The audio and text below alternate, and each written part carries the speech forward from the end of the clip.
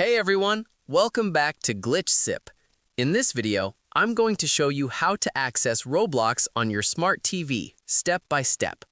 As you can see, right now I'm using a smart TV. The first thing we need to do is look for the internet browser on the TV. Every smart TV is a little different, but most of them come with a built-in browser. In this case, we're going to open the browser right here. Now, this part can be a bit slow because we have to type using the TV remote. Inside the browser, we're going to slowly type Roblox. It's important to type it carefully and little by little so we get the correct result. Once Roblox loads, you'll notice something important. You won't be able to play games directly like you would on a PC or console. From here, Roblox works more like the website version. This means you can log into your account, customize your avatar, see who's online, check popular games, and manage your profile. So, now we're going to click on Log In.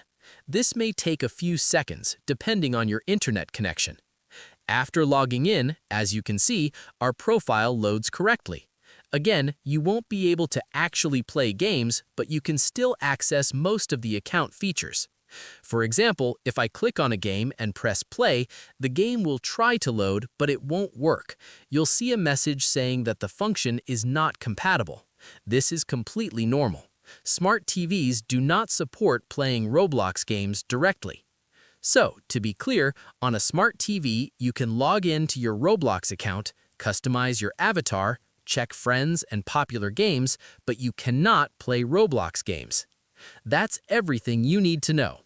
If this video helped you, make sure to subscribe to Glitch Sip for more Roblox guides, tips, and tutorials. Thanks for watching, and I'll see you in the next video.